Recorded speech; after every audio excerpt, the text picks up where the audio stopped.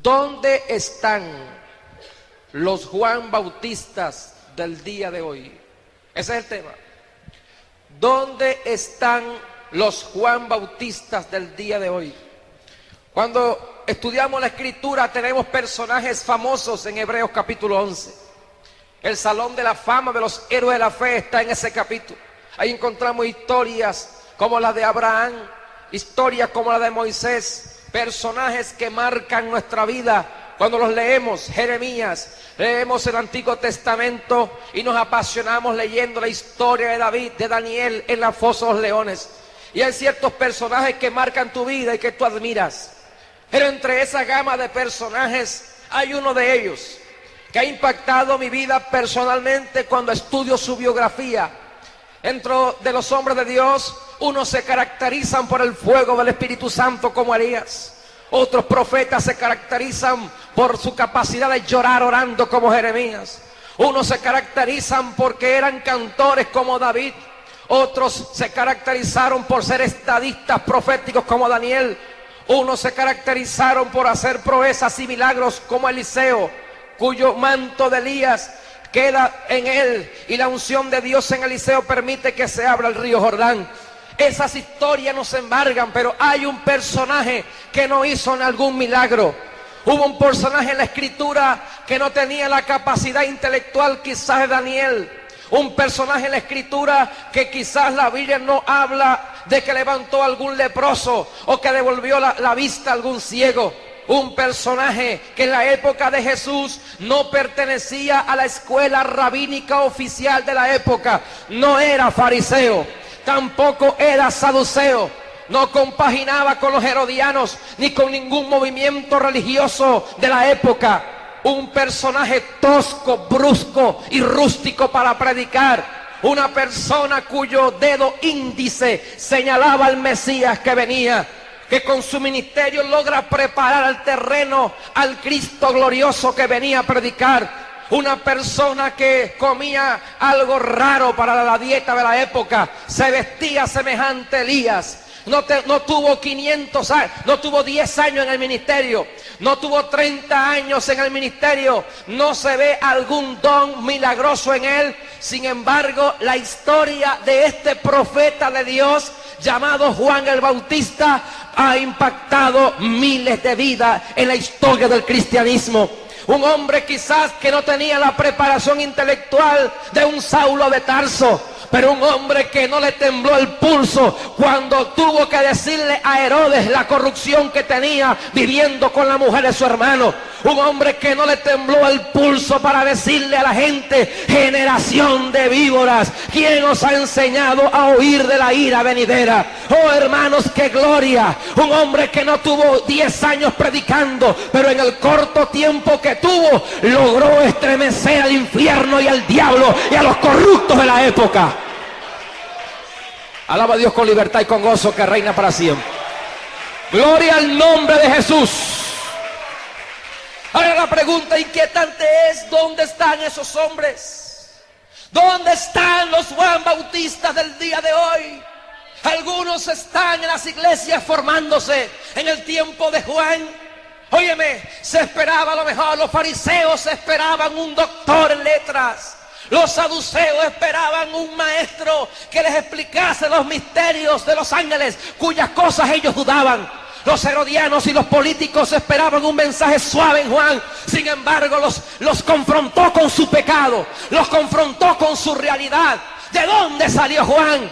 Los hombres de Dios salen del desierto de Dios, hermano, del lugar que nadie esperaba. De ahí salió Juan el Bautista. Y en el siglo en que estamos, la iglesia está atravesando el umbral de su historia. La iglesia está atravesando los capítulos finales. El libro de la historia de la iglesia está por culminarse. Pero antes de que se culmine esa historia con el rapto final, antes de que termine la historia de la iglesia, este mundo todavía está por ver el último capítulo. Porque Dios tiene hombres como Juan el Bautista y un remanente fiel que no se ha doblegado ante el pecado, ante el infierno y la corrupción que existe en el día de hoy. Religiosos y fanáticos persiguen a Juan. Si Juan existiera en el día de hoy, si Juan predicara en muchas iglesias, le cerraríamos las puertas a este ministerio. Yo veo algunas lecciones en este ministerio, algunas verdades que sobresalen en su vida. Porque si Dios escogió a este hombre porque vio algo en él, yo sé que el llamado es por gracia. Yo sé que Dios no te llama a ti por lo que tú eres, Dios te llama a ti por lo que tú serás.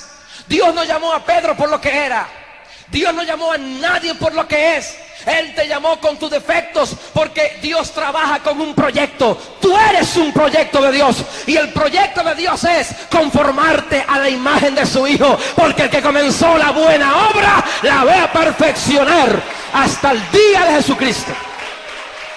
Levante conmigo su mano al cielo, dígalo conmigo. Diga: somos un proyecto de Dios. Somos el plan de Dios revelado, el misterio de Dios de unir la iglesia, de unir gentiles y judíos en un cuerpo. Y Dios no nos llama por lo que somos, pero hay ciertas características que Dios observó en Juan. Su llamado fue por gracia, pero ese hombre, Dios, la providencia forjó en él un carácter que es digno de ser recomendado y recordado.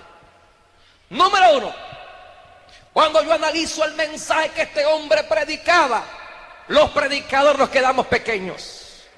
No hay maestro en el salón de la fama de los siglos pasados, de los predicadores que movieron masas. No hay exégetas ni eruditos bíblicos que puedan alguna vez repudiar la reputación y el contenido tan claro del mensaje de Juan.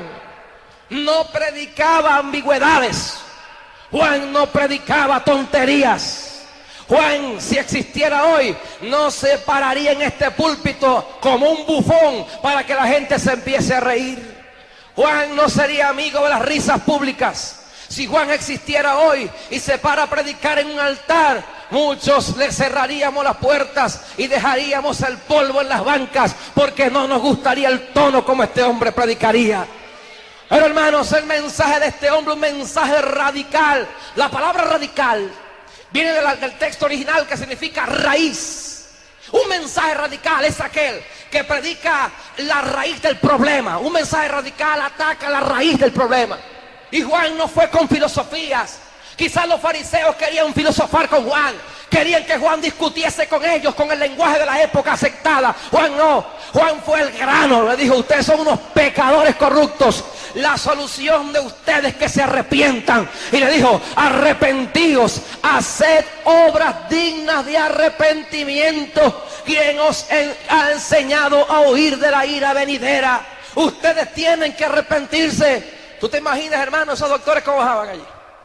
Esos empompados bajaban, los doctores de la época, los teólogos de la época, los que habían secularizado el mensaje de Dios, los más intelectuales, los más sabiondos, los más sabios, los que Pablo, escribiendo la carta a los Corintios, llama a los príncipes de este mundo, porque cuando Pablo dice: la sabiduría revelada, la cual ningún príncipe lo había conocido, porque si no, no hubiesen crucificado al autor de la vida. La palabra en el griego príncipes de este mundo quiere decir los doctores, la gente erudita, los griegos, los filósofos, los que tenían la verdad en la época. Ellos no entendieron este mensaje. Gloria a Dios por lo que estamos aquí esta noche. Lo vil del mundo, al Señor le plació revelarle su plan y su propósito. ¿Cuántos conocen la sabiduría de Dios? De reconciliarnos en Cristo en la cruz. Aleluya. Y este mensaje radical, tú te imaginas cuando esa gente bajaba y le dijo: generación de víboras, razas de víboras. En el griego, genes. Ustedes tienen los genes de las víboras. Su carácter, su cultura, su forma de hablar refleja que son hijos del diablo, en otras palabras. Hermanos, estamos en días que el Señor quiere levantar hombres y mujeres con un mensaje radical, un mensaje interdenominacional, un mensaje. Este mensaje no solo es para la Iglesia Católica, este mensaje no solo es para los testigos de Jehová, este mensaje no solo es para la nueva era, los mormones, los espiritistas, los adventistas. Este mensaje también tiene que predicarse en la iglesia contemporánea, porque así como hubo en el tiempo de Juan religiosos que le persiguieron, la iglesia está debatiéndose en varios extremos en el día final. Y en este último tiempo, hermanos, se han levantado ciertas tendencias en la iglesia de ocultar la verdad. Ya no se puede decir pecado, ahora se tiene que decir defecto del carácter. Hemos cambiado rótulos. Ahora no se puede decir el infierno, ahora hay que decir el lugar de tormentos. Ahora hemos cambiado la lexicografía adaptándolos al mundo. Al homosexualismo le llaman algunos defectos congénitos. Al lesbianismo le llaman algunos mala formación psicológica. Hermanos, sea como sea que le llamen, el pecado es pecado. Y hay que levantarse sin miedo en el día de hoy y decirle a cualquier grupo, llámese evangélico o no llámese evangélico, y decirle que Cristo es la única alternativa de escapar del infierno y que Cristo viene ya a levantar una iglesia gloriosa. No hay escape en Cristo solamente, no hay escape. Yo consigo en ese mensaje que era un mensaje cristocéntrico. No veo una complicación en ese mensaje. Él le dijo, he aquí el Cordero de Dios. Es decir, que Juan no se predicó a sí mismo. Él señaló el centro del mensaje que él le interesaba predicar. Y Pablo usó lo mismo en la carta diciendo, no me predico yo mismo, sino a Cristo crucificado. Es decir, que el mensaje del cristianismo es el mismo el que predicó Pedro en Pentecostés. Ustedes mataron al dador de la vida. Es el mismo mensaje de Pablo en el Areópago, diciendo, en Dios nos movemos, vivimos y somos. Es el mismo mensaje de las iglesias de Apocalipsis. El testigo fiel, el que está paseándose en medio de los 7 candelabros de oro. Todos los escritores bíblicos comenzaban, yo, Pablo, apóstol de Jesucristo. Santiago, siervo de Jesucristo. Pedro, apóstol de Jesucristo. Porque el centro de la iglesia, la esencia de estar aquí esta noche parados, se llama Cristo Jesús, Señor nuestro. Y cuando el mensaje que se predica tiene basura, tiene de todo menos Jesús, la iglesia se debate entre crecer o caer. Hermano, vamos a predicar a Jesucristo. ¿Qué predican los adventistas? ¿Quién es el centro del adventismo? Jesús, jamás. Los escritos de Elena G. de White. ¿Quién es el centro y el fundamento de los mormones? ¿Será Jesús? No. José Smith. ¿Quién es el centro de los testigos de Jehová? ¿Será Jesús? No. Los escritos de Russell y un extremo énfasis en Jehová, descartando a Jesús y disminuyéndolo como un ser creado. ¿Quién es el centro de los espiritistas? No es Cristo, son los espíritus. ¿Quién es el centro de la iglesia católica, la ramera? ¿Quién es? La reliquia de Roma, las bulas papales, las encíclicas papales, la tradición de Roma. María, no Jesús. ¿Quién es el centro de tantas religiones? ¿Quién es el centro del budismo? Buda, no Cristo. Y si nos ponemos a analizar quién es el centro de la falsa prosperidad, no es Cristo. El centro de los mensajes que se predican hoy es el mostrador, el comercio, el dólar y el dinero. El centro del mensaje es: Dios quiere enriquecerte, Dios quiere darte carros, quiere que hables bien, quiere que nunca te enfermes. No hay Cristo en ese lugar, porque ellos saben que al predicar a Cristo no se puede predicar a Cristo sin cruz y resurrección, sin calvario y corona, sin muerte y vida. Predicar de Cristo indica dos cosas: número uno, renunciar al viejo hombre, morir al carácter, tomar la cruz y seguir a Jesucristo en gloria, en bendición. Levante conmigo su mano al cielo, diga aleluya. Levanta alabanza al que reina por los siglos de los siglos, que está aquí esta noche. Jesús es el centro del mensaje. Predicamos costumbres nosotros, predicamos lo que yo creo, lo que tú crees, y Jesús está en un lugar Lo que la posición de la oficial de tal escuela determina, la teoría. Predicamos teorías bíblicas y no doctrinas. Predicamos normas y no doctrinas. Mire, hermano, vamos a predicar a Jesús. Predicar a Cristo como centro. No se puede hablar de matrimonio sin decir que Cristo es el centro del matrimonio. Sin comparar el amor de Cristo a la iglesia con el amor del esposo a la esposa. Es el centro. No se puede predicar profecía bíblica sin decir Cristo viene pronto a levantar la iglesia. No se puede predicar sobre el diablo sin decir que Jesús lo venció en la cruz del Calvario. No se puede predicar sobre finanzas y decirle que lo que le demos a la iglesia es para exaltar el nombre de Jesús. Aleluya. No se puede predicar de oración sin decir que la oración es en el nombre de Jesús. Es decir, que Cristo se encuentra en todas partes entrelazado. Donde quiera que usted lea el Génesis, el Éxodo, donde quiera que tú leas los Salmos, vas a conseguirte Jesús por todas partes. En la Biblia Él es el león de la tribu de Judá. Él es la estrella resplandeciente de David. Él es el Hijo del hombre. Él es el Hijo de Dios. Él es el Alfa y el Omega, el primero y el postrero, el que es, el que era, el que será, el que ha de venir, el todopoderoso Dios. Él es el príncipe de paz. Él es Padre fuerte. Él es Dios fuerte. Él es Padre eterno. Él es el Mesías. Él es Emmanuel. Él es el gran Shaddai. Él es Jehová Jireh, Jehová el proveedor. Él es el príncipe del ejército de Jehová. Él es varón de guerra. Él es Cristo. La Biblia está señalada sobre Jesús. Hermanos, ¿qué pensaba Dios antes de que todo fuera creado? ¿Qué pensaba Dios antes de crear ángeles? ¿Qué pensaba Dios antes de crear la historia, el mundo, Israel, la iglesia, el planeta, el cosmos, estrellas, espacio, cielo, tierra, materia, lo que sea? ¿Qué pensaba Dios? Algunos dicen pensaba en nosotros. No, antes de pensar en ti, ¿qué pensaba Dios?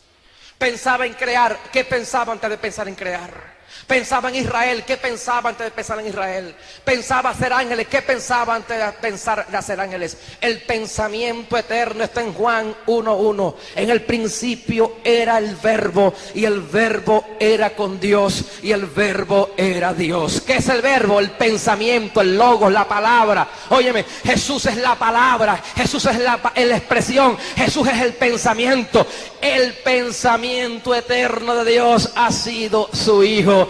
Pensando en Cristo, pensó en mí. En Él fuimos todos creados, por Él y para Él. Él es el modelo de la creación del hombre. Él es la imagen del Dios invisible.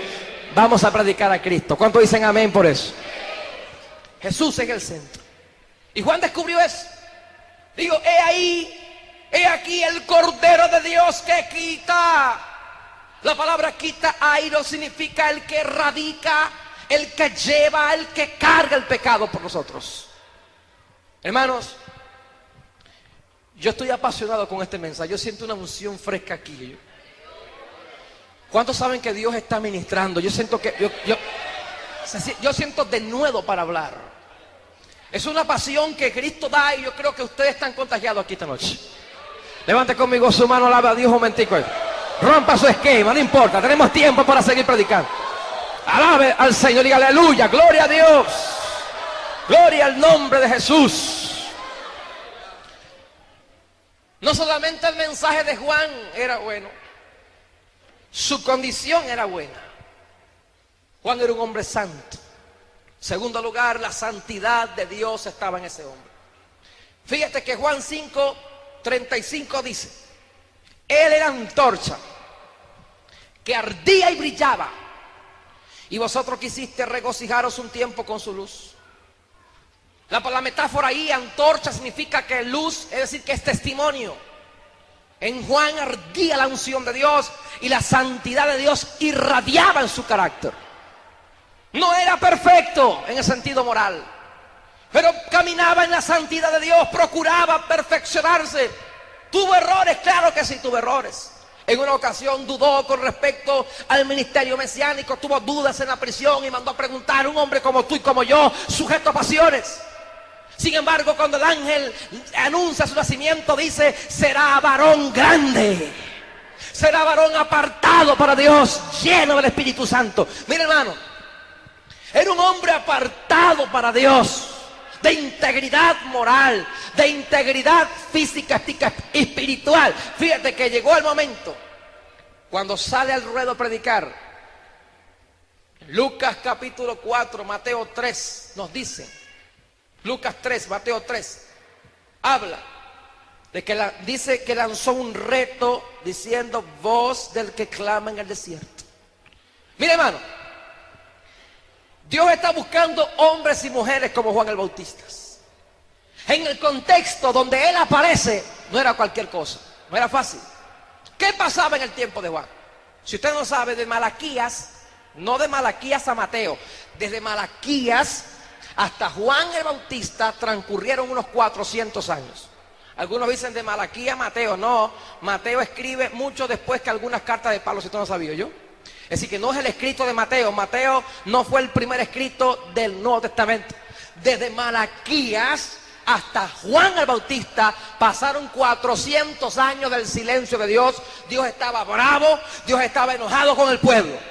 No hubo profetas, no levantó ministerios proféticos. En esos 400 años aparecen los libros apócrifos, muchos de ellos presentes en la Biblia católica romana. En esos 400 años, el intelectualismo de los escribas había sustituido la voz profética de Dios.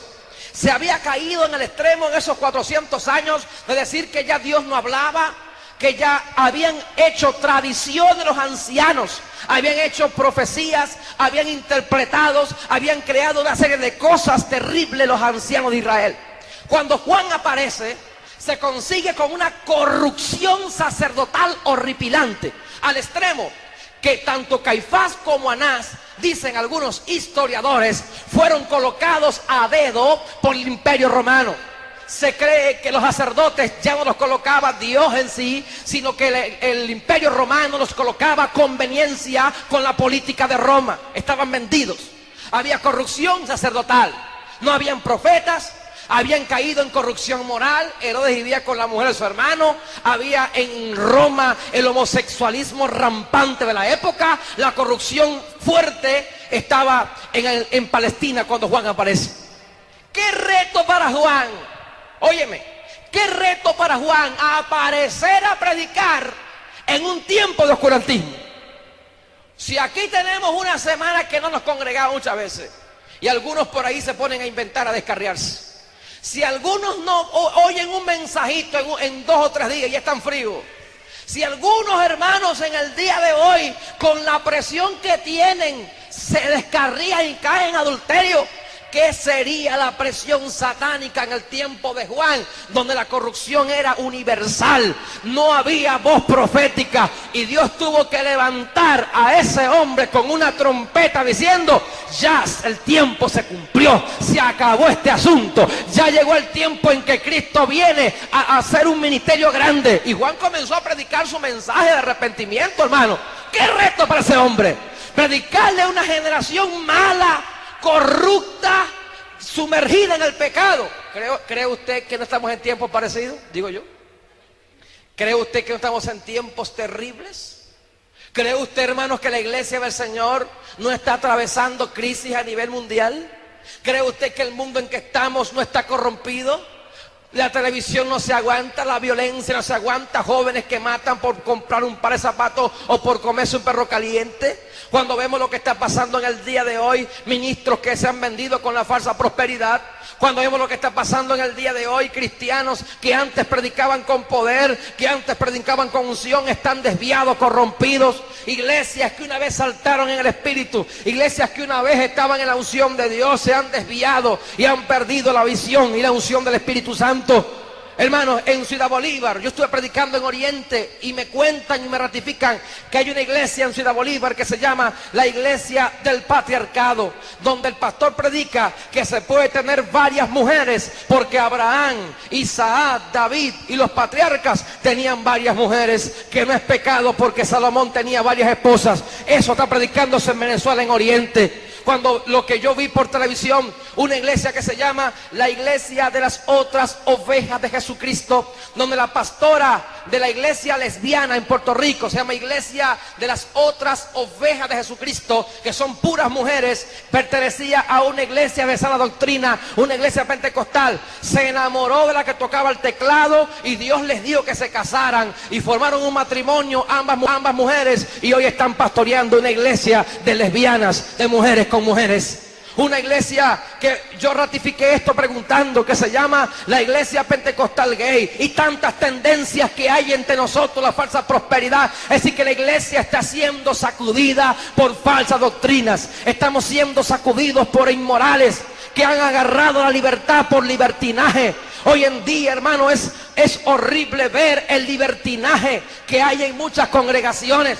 Los extremos son malos, pero óyeme, ¿cómo ve usted personas que andan con sus cuerpos exhibiéndolo al desnudo públicamente? Hoy en día hay personas que una vez dijeron que Dios trató con ellos, que le quitó esto y le quitó lo otro, y hoy han retrocedido y se han transformado, que ya no las conocemos y ya no los conocemos. Hermanos, entiéndase bien claro, el reloj de Dios de los últimos tiempos está sonando en esta noche, en esta iglesia. De un momento a otro, hermanos, la trompeta que estamos esperando se va a oír entre nosotros. De un momento a otro el cielo tendrá que enrollarse como un pergamino. De un momento a otro se cumplirá la esperanza bienaventurada, que en esta esperanza nos purificamos. De un momento a otro se va a acabar la guerra que tenemos. Es tiempo de buscar a Dios, iglesia. Vamos a soportar las tentaciones, vamos a aguantar las pruebas.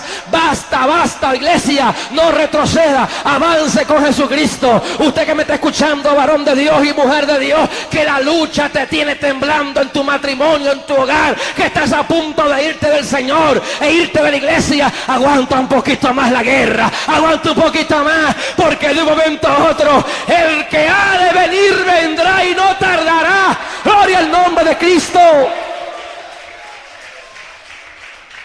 Si Cristo no viene en el momento que Él ha señalado, la iglesia se corrompería totalmente. Hay una hora específica que yo no conozco. Jesús dijo, ni los ángeles conocen. En la hora precisa el Señor vendrá a levantar la novia. Y si el Señor tardare una hora más de la hora que Él ha señalado, la iglesia se corrompería. Pero hermanos amados, tenemos al Espíritu Santo de Dios que está con nosotros. Y mientras tengamos las arras de nuestra herencia y tengamos al Espíritu Santo en nuestro corazón, algo nos dice, aguanta un poquito más, viejo, aguanta un poquito más. ¿A cuánto le ha pasado eso que estamos orando y nos dice por dentro el Señor, aguántate un poquito más, no temas, yo estoy contigo? Y el diablo se levanta y hay inflación en el país, problema económico, enfermedad por un lado, el diablo te ataca por los hijos, por el matrimonio, te ataca por los vecinos y te sientes fluctuar y te sientes caer, te desanimas, te sientes mal cuando ves que alguien se descarría, cuando ves el pastor que tú tanto admirabas que se fue con otra falsa doctrina o cayó en adulterio o se desvió de la iglesia, te sientes mal, pero algo te dice en el corazón, aguanta, clama a mí, yo te responderé. No tengas temor, no tengas temor, no tengas temor, aleluya. Levante conmigo su mano al cielo, dígale gloria al nombre de Jesús, aleluya. Encontramos ese ministerio presente allí. Y por último, este hombre era un hombre sencillo y humilde, hermano.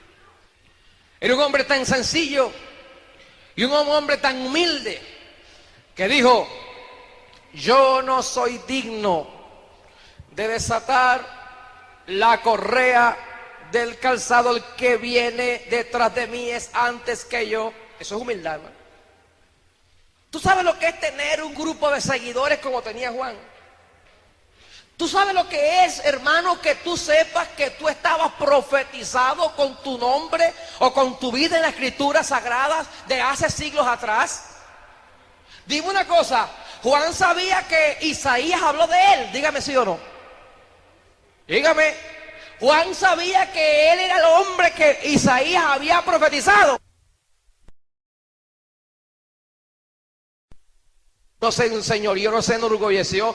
Oh, yo soy el mero mero. Yo estoy en Isaías, estoy en Malaquías. Mira que hasta Malaquías habló de Juan el Bautista, que vendría un mensajero, que vendría alguien preparando el camino. Y Juan no dijo: yo soy el escogido.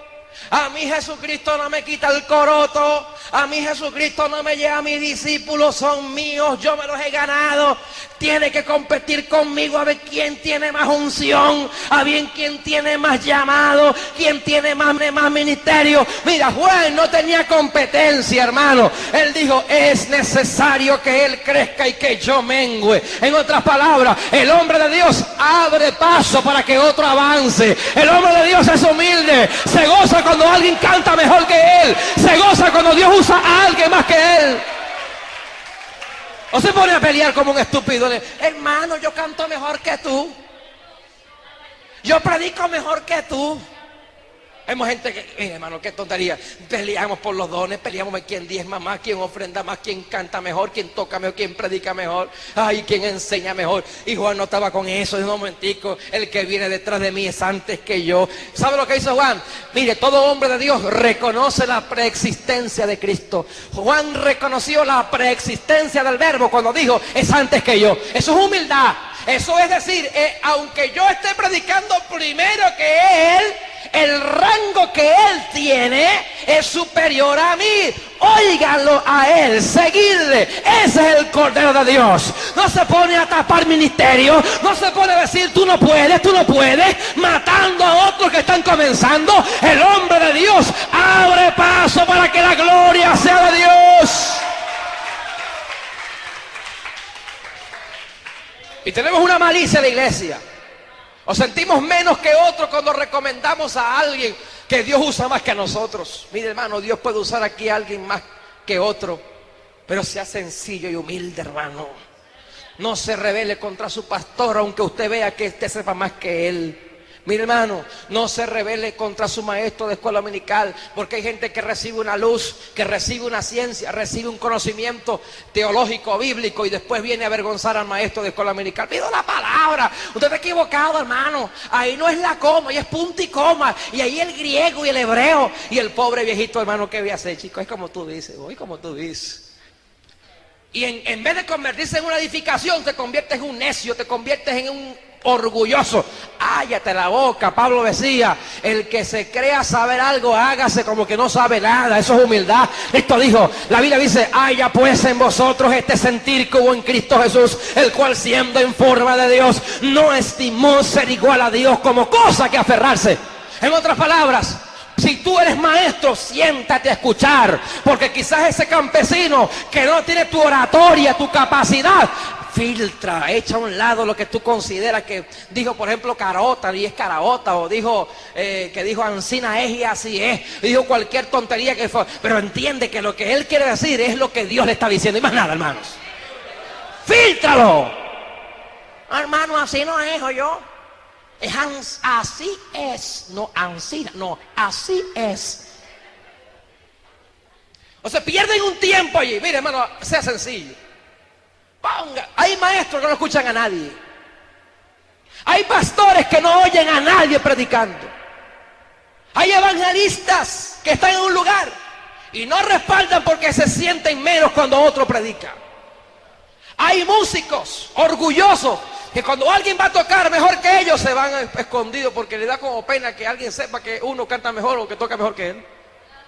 Quédate ahí, viejo, no importa, porque siempre va a haber la gente imprudente, porque hay gente que es imprudente y va a decir: mira, viste que ese toca mejor que tú. Dígale amén, sí, toca mejor que yo. Porque siempre hay gente que te va a comparar y te va a decir, y te quiere avergonzar y te voltean a ver. Hay gente que es imprudente y de acá voltean para atrás buscando la cabeza. Ya está, mire. Dígale: no me interesa, Cristo es el Rey de Reyes, señores, señores. Dale un aplauso fuerte a Cristo que vive. No me interesa, Cristo es el Rey de Reyes. Y la gloria de Él. La gloria de Él, más nada. La gloria es de Dios. La enseñanza de Filipenses es: haya pues en vosotros el sentir. ¿Qué sentir? La humildad de Cristo, hermano. Siendo Dios, se cubre de esa figura humana, de ese carácter humano. Y siendo Dios con sus atributos, asume otra naturaleza limitada. ¿Qué te parece? Sentarse, aprender a hablar, aprender a jugar como niño. El creador del cielo y la tierra. ¿Qué te parece? Y tú vas a decir, no, a mí no me enseña nadie esta revelación de rodillas que yo tengo, que Dios me mostró, a mí no lo comparo con nadie. Diga conmigo, aleluya. Levante conmigo su mano, diga aleluya, Cristo vive. Diga, es necesario. Diga, es necesario que Él crezca y que yo mengüe. Pues nadie quiere menguar. Queremos crecer, pero en vez de crecer uniformemente, queremos crecer así. Agarramos al hombre, te puedo agarrar, ¿verdad, varón? Agarramos así, nos subimos así. Y este para abajo, yo para arriba, pero él para abajo. Nadie quiere crecer con otro. Hay gente que tú ayudas, hermano, y después son tus enemigos. Hay predicadores que tú intentas ayudar y luego te malponen en algún lugar. Hay gente que tú quieres ayudar y es la malicia, la competencia. Hermano, vamos a exaltar a Dios cuando Dios usa a un hermano. Gigi Ávila dijo algo que me grabó, que me marcó a mí. Gigi dijo, hay hombres que Dios usa mucho más que a mí.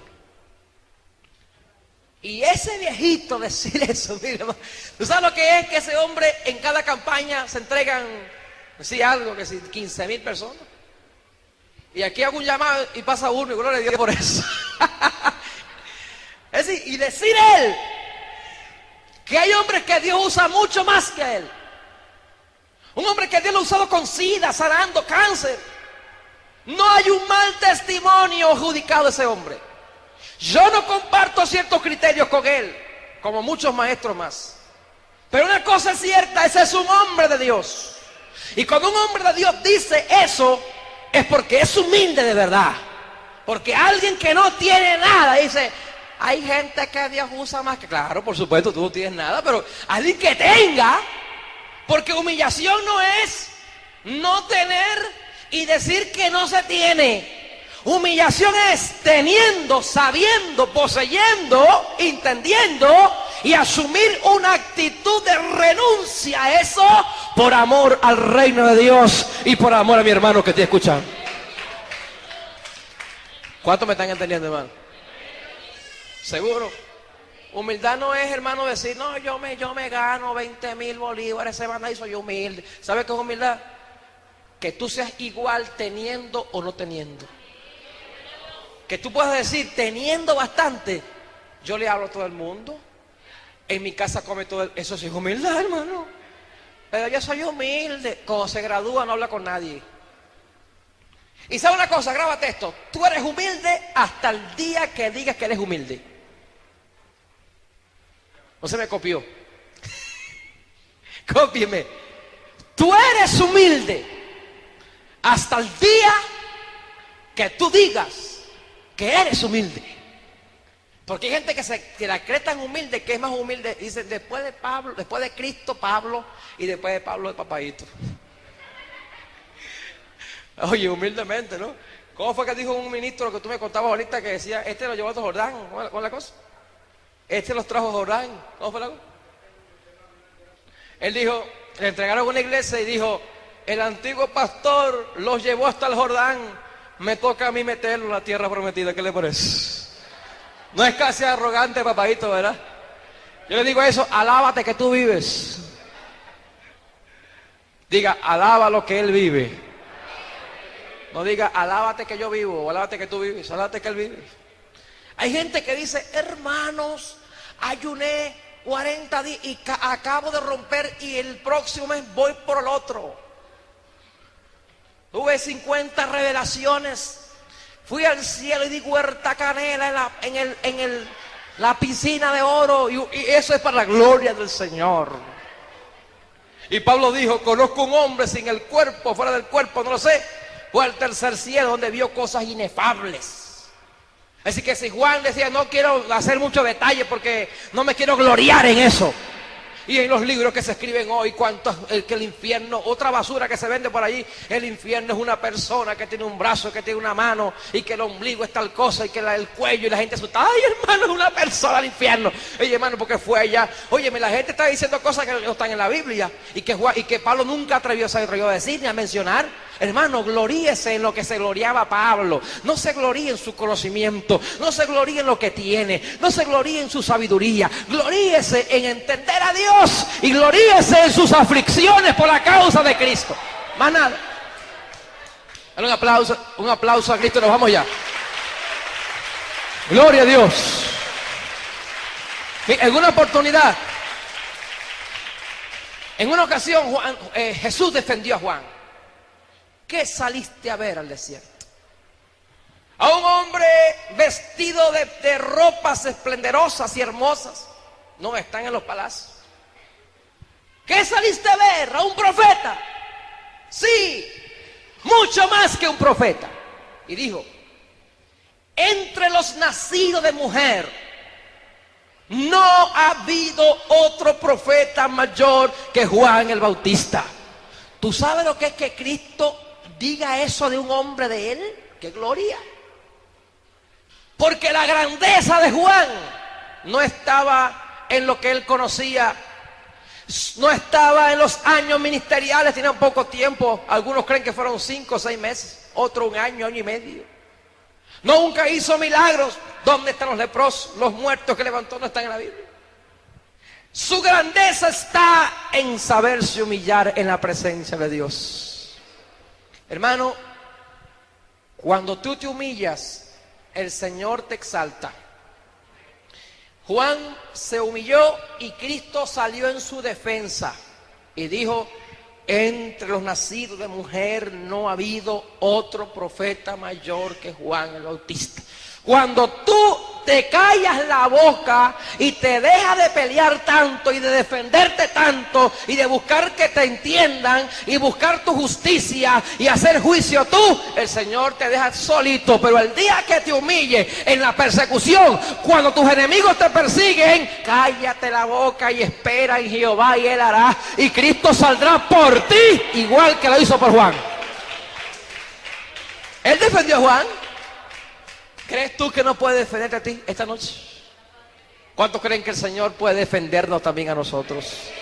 ¿Cuántos creen que el mismo Dios de Juan el Bautista está con nosotros también aquí? ¿Cuántos creen que el mismo que usó a ese profeta también te puede usar a ti, hermanos? Que la misma unción que estuvo en la iglesia primitiva, el fuego de Dios que cayó en Pentecostés, que estuvo en la iglesia posapostólica, en la Reforma, en el movimiento pentecostal moderno, ese fuego está a disposición de cada quien que busque la presencia de Dios. Póngase de pie, por favor.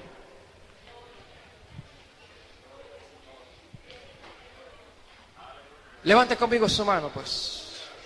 No espere nada. ¿Qué va a esperar? Ahora Dios. No espere nada, hermano. Que lo que Dios quería traer, lo trajo ya. Esa es la predicación de la palabra. Oiga el mensaje de Dios. Ahí está la predicación. La interrogante es: óyeme mientras oras. ¿Qué vamos a hacer con nuestra vida? ¿Seguiremos en la indiferencia en que estamos? ¿Un ministerio raquítico? ¿Una vida cristiana mediocre? ¿Una vida cristiana jorobada, enana, pigmea? ¿Una vida cristiana infructífera, inmadura? ¿Una vida cristiana derrotista y derrotada? ¿Qué vamos a hacer? ¿Nos metemos con Cristo en la candela o la candela del diablo nos va a quemar? ¿Qué prefiere usted, el fuego de Dios o el fuego del diablo? ¿Qué agarra usted, hermanitos? Yo me quedo con el fuego de Dios. Levante conmigo su mano y reflexione. Vamos a orar con gozo, con libertad. Suelta el resto, hermano. Suelta el resto esta noche. Suelta el resto. Entréguese a Dios. Habla en lenguas en el nombre de Jesús. Busca la unción de Dios. Alábalo con libertad que Él reina. Alábalo con libertad que Él vive. Vamos a ser mejores cristianos. Vamos a predicar la palabra del Señor. Vamos a mejorar, hermanos amados. Oh, cámara masayama. Y arranda la masía, oh, se cananaman. Y saicando la mano. Y sana la mahana sayamo. Oh rana malahasi alo marahana se kamayama. Gloria sea Jesús. Gloria sea Jesús. Alalala baramasi ondorendale mare. Hermano, escucha esto. Ora en silencio y óyeme. A través del Espíritu Santo viene a mi espíritu, viene a mi mente una visión, una imagen, hermanos, de un río revuelto y crecido. Un río que está arrastrando personas, cristianos. Y puedo presenciar, puedo ver, puedo sentir en esta visión cristianos subiéndose en una roca levantada en medio de ese gran río, saliendo. Alamarracasía Mohamandi. Así dice el Espíritu Santo a la iglesia. Vienen confusiones doctrinarias, vienen confusiones. Ríos revueltos arrastrarán el lodo, arrastrará ministros, arrastrará creyentes que se apartarán. Aún viene un tiempo peligroso, dice Dios. Arracanda la masica. Pero en los concilios, en las federaciones, en la iglesia, así dice el Espíritu Santo. Arraquianda la vasalla. Yo he de mantener, yo he de sacar, yo he de mantener firme y vivo aquel que busque mi rostro. Arraquiando la majaseama. Así dice Dios. No se corrompa mi pueblo, no se corrompan mis ministros, no se corrompa la iglesia. Arquenda la masicalaya. Yo soy la roca de escape. Yo soy la roca de refugio. Saikamaya. Hermanos, juzgue usted. Pero así dice Dios, mire, viene una sacudida de mata a nivel nacional. Oh, así cándole más. No quiero ser yo, hermano, parte de esos frutos podridos cayendo. No quiera ser usted parte de aquellos que serán podados, que serán cortados. Viene depuración a la iglesia en Venezuela.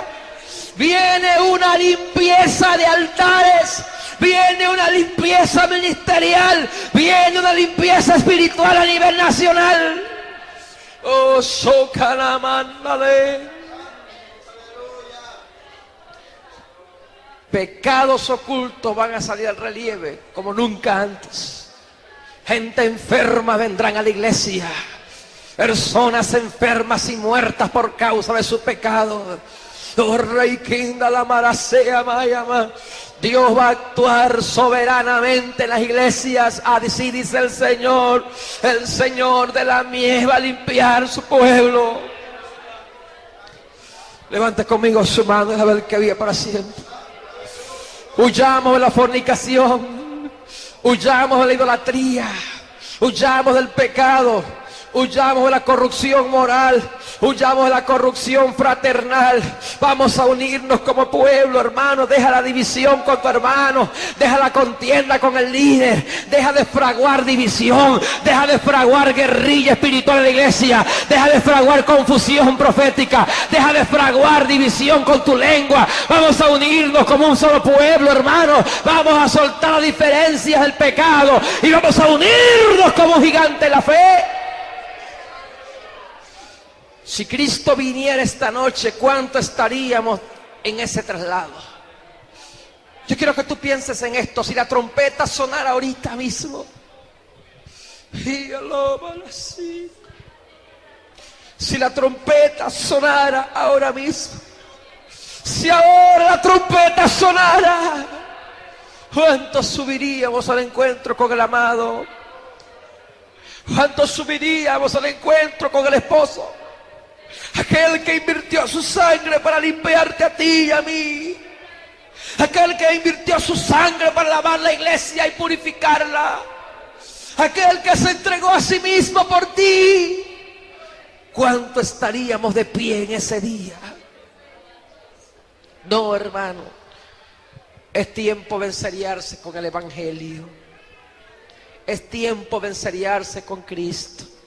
Soltar la religiosidad, soltar la apariencia y de subir al monte de Dios. Dele gracias a Dios por esta noche. Dele gracias a Dios por esta noche.